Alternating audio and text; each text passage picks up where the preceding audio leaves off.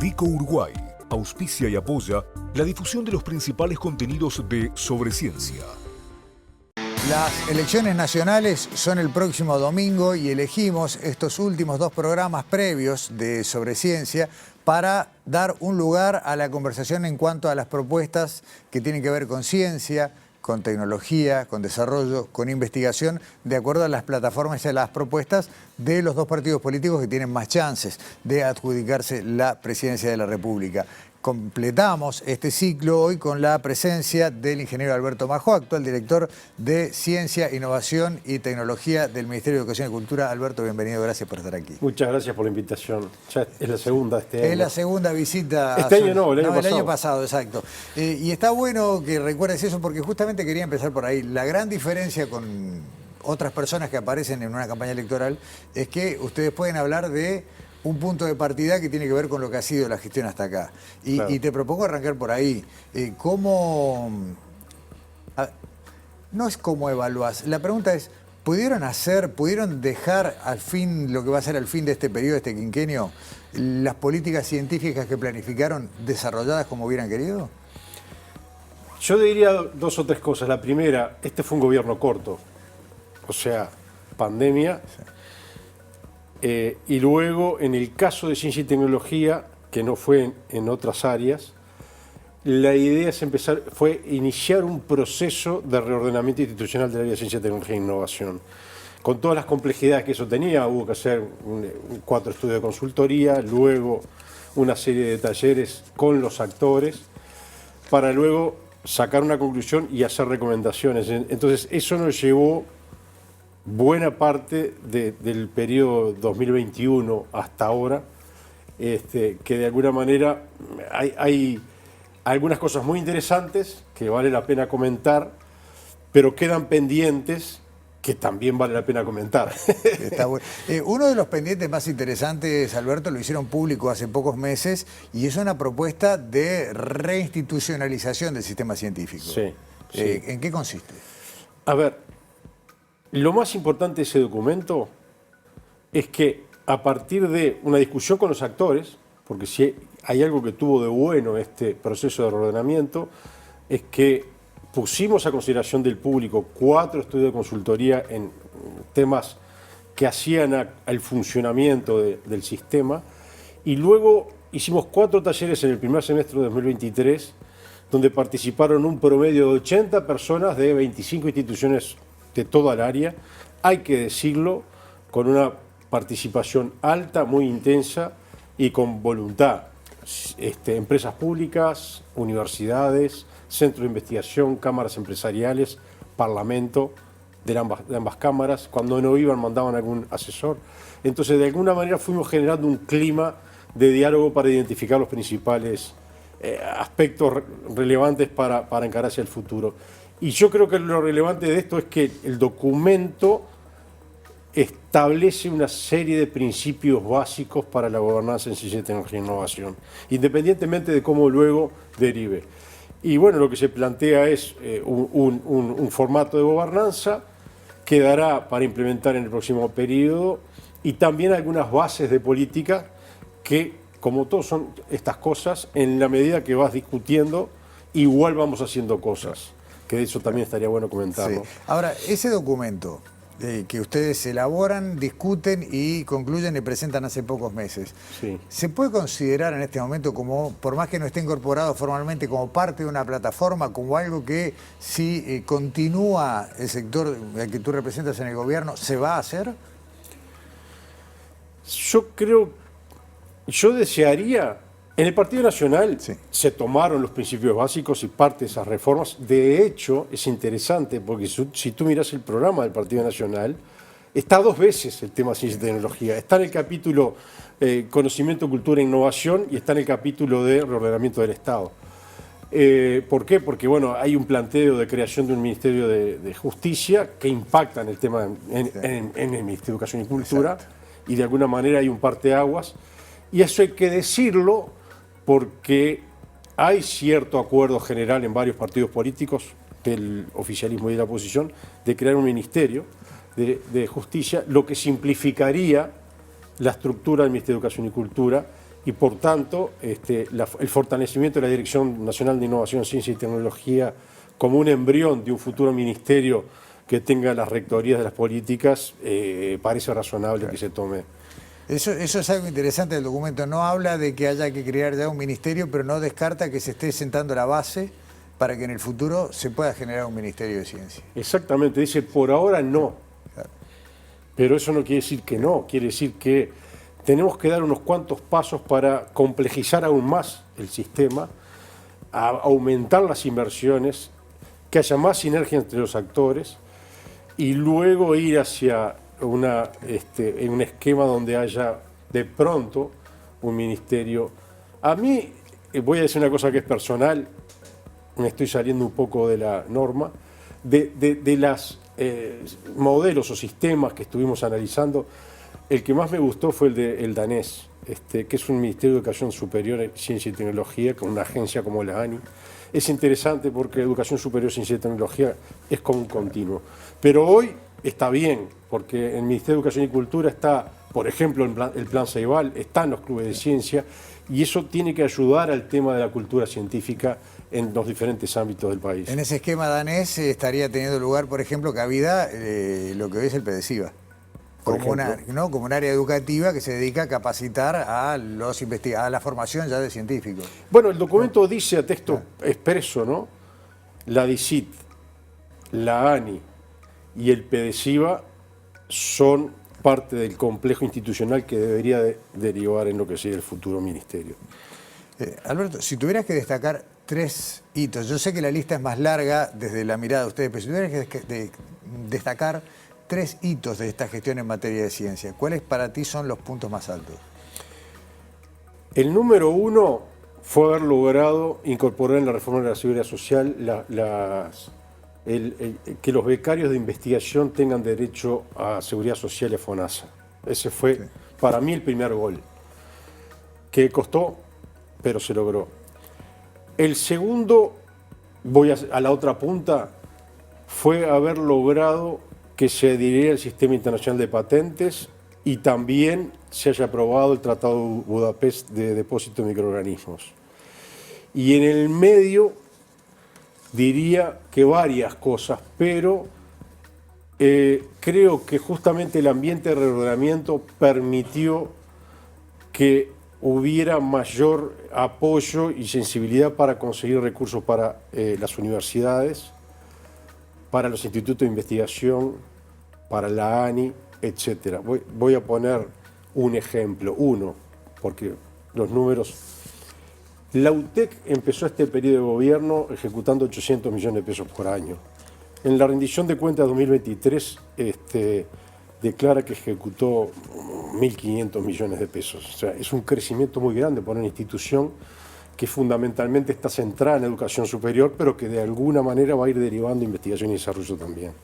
Entonces, eso demuestra cómo la evolución institucional y la complejidad institucional va camino a eso, a más instituciones, más investigación, más inversión y más canalización de emprendimientos y empresas en el ecosistema. Es interesante este tema de los números porque hemos tenido algunas distorsiones que han sido muy llamativas en estos años en cuanto a los indicadores de inversión en ciencia y tecnología, y 2 grandes empresas que invirtieron en Uruguay en el año, si mal no recuerdo, 22 y 23 o 21 y 22, movieron la aguja de una manera significativa para arriba. Pero son 2 empresas que, bueno, hicieron su inversión y tal vez reflejen algo que está bueno, pero que no es sistémico. ¿Cómo hacemos para que eso se extienda al sistema y sobre todo contagiar al privado de que es imprescindible invertir también en generación de conocimiento? Es el ambiente cultural y es la sumatoria de instrumentos que apuntan a la mejora del sistema de innovación. El hecho de que se haya creado la PLAS en el Pasteur, ustedes acaban de anunciar, sí. Fuimos al lanzamiento. El hecho de que se haya creado el Uruguay Innovation Hub con sus instrumentos de cofinanciamiento, de company builder para la biotecnología, de canalización de capitales de riesgo. El hecho de que haya cada vez más científicos o profesionales que se embarcan en emprendimientos y que encuentran espacio de financiamiento, el hecho que el ecosistema en general, incluso desde el ámbito de la ciencia, estén más atentos a las demandas, y el hecho de, por ejemplo, lo que estamos nosotros haciendo desde la dirección, que es trabajando con la UTEC, con los ministerios, y también estamos tratando de que se incorporen la Universidad de la República y otras, Eriña, Latu, Clemente Estable, en ir generando esto que le hemos llamado agendas regionales de I+D+I, claro. O sea, que haya más, que identifiquemos en las diferentes sectores productivos brechas competitivas, brechas tecnológicas, y que el ecosistema en red atienda a esos problemas. O sea, tenemos por un lado un crecimiento de la ciencia en el Uruguay abierto y con calidad. Por otro lado hay más emprendimientos, más inversiones, hay inversiones extranjeras, pero por otro lado estamos necesitando hacer ese trabajo de encontrar problemas para que a través de misión, de investigación por misión, abarquemos temáticas de relevancia para el país. En esa lista que hiciste de quiénes están y quiénes querés que estén, no encontré las empresas públicas. ¿Te las olvidaste o dan más trabajo para subirlas a este carro de generar inversión para el conocimiento? Es una muy buena pregunta. Las empresas públicas estuvieron presentes en el ordenamiento. Creo que hay algunos fondos sectoriales que vienen del periodo anterior y en este periodo se han hecho a través de la ANI. Estamos necesitando hacer algún trabajo más de gabinete, que yo creo que el próximo periodo hay que trabajar más, precisamente para incorporar a las empresas públicas en un esquema de agenda de I+D+I para las nuevas transiciones energéticas que se nos vienen, digamos. Porque en definitiva uno reclama inversiones al sector privado. En nuestro país las empresas públicas cumplen un rol que en otras economías cumplen los privados. Y es una palanca que ha sido bastante ausente siempre, no es de ahora, sí, ¿no? Sí. Creo que ahí lo que nos está es el próximo paso, digamos. Está faltando el armado de unos lineamientos estratégicos. A mí me parece más importante el armado de los lineamientos estratégicos que la gobernanza, porque la gobernanza es algo vivo. Lo importante es que no perdamos la memoria institucional y que vaya tomando el mando, no borre todo y empiece de cero. Pero sí los lineamientos estratégicos nos permitirá mayor coordinación hacia adentro del Poder Ejecutivo, que lo necesitamos, mayor coordinación o definición de objetivos, prioridades y estrategias con las empresas públicas, mejores incentivos para la ciencia y mejores incentivos para la innovación. Está pendiente lineamientos estratégicos y un esquema que lo dice el documento que tú mencionabas, que es hay que evaluar los recursos públicos y hay que ir rediseñando y redirigiendo y repensando los instrumentos que están, redirigirlos y ir creando otros para que el menú de instrumentos abarque a todo el ecosistema y que el mismo funcione de una manera más armónica. Dentro de las simplificaciones más básicas que se pueden hacer para medir o para cuantificar el apoyo a la investigación, está este indicador de inversión vinculada al PBI. Y el número, que hace mucho tiempo ya está instalado, pero que siempre está muy lejos, es el 1% de la inversión pública y privada en I+D+I. ¿Es una meta planteada? ¿Te parece que es un indicador así fijo al cual hay que ir de alguna manera? Quiero vale 4. Es decir, hay que alcanzarlo y hay que superarlo. Sí. O sea, el problema es tener claro cuánto es, cuánto nos falta para llegar al 1, a 270 millones de dólares por año. Más, es un salto, ¿no? ¿Cuánto es eso público y cuánto debería ser eso privado? ¿En qué cronograma vamos a alcanzarlo? Brasil está camino al 2. Entonces, no estamos hablando del primer mundo, estamos hablando de un país importante, que tiene escala, que tiene una industria aeronáutica, etcétera, que tira para ahí, pero nosotros no deberíamos amputarnos la posibilidad de ir a ese camino y superarlo. Ahora, perdón Alberto, para ir a ese camino en algún momento hay que empezarlo. Como tú decías, ¿no? Planificar o discutir, bueno, generar un escalamiento que debería estar, entre otros lados, en una ley de presupuesto. Sí. ¿Es el momento? ¿Se puede hablar de un compromiso? Decir, bueno, en este periodo queremos que quede fijado en el texto presupuestal un escalamiento del crecimiento del presupuesto para ciencia? Habrá que discutir con los equipos económicos, pero yo tengo esperanzas de que, primero, no hay que olvidar que esos números que tú estás mencionando son números del 2022. Sí. En la rendición de cuentas que se vota en 2022, se le votan partidas importantes a la Universidad de la República, a la UTEC, al Clemente Estable, al PDCIVA, el Ceibal y la ANI. Quiere decir que el gobierno termina en 2023-2024 con un esfuerzo adicional del sector público importante que se está relevando en este momento. Sí, y no sí, lo veremos a mitad del año que viene, seguramente. Lo vamos a ver, exactamente, lo vamos a ver el año que viene, pero la respuesta es sí, la respuesta es, cuando vayamos a armar el presupuesto nacional, tenemos que tener un diálogo con los diferentes actores y pensar cronogramas realistas que impacten, que hagamos una revisión de las inversiones en equipamiento, en insumos y en áreas de conocimiento donde debemos pensar en dónde podemos mover la aguja. Algunos son por demanda y otros son por oportunidad. Hay que ir jugando con los dos factores. Hay una necesaria ruta para seguir si uno aspira a un crecimiento a nivel ya país, basado, entre otras cosas, en el conocimiento, que es ¿no? Articular producción, conocimiento y las nuevas demandas globales que tienen que ver con la protección ambiental, con determinados estándares y demás. La pregunta tiene dos partes. Una, si ese es un camino para Uruguay, y dos, ¿cómo hacemos si la respuesta es sí, para tomarlo? Uruguay, en el Uruguay Innovation Hub y en una convocatoria que ya acaba de hacer, está abierta todavía del ANI para equipamiento, hemos tomado 3 áreas que tienen impacto: biotecnología, tecnologías verdes y tecnologías digitales profundas.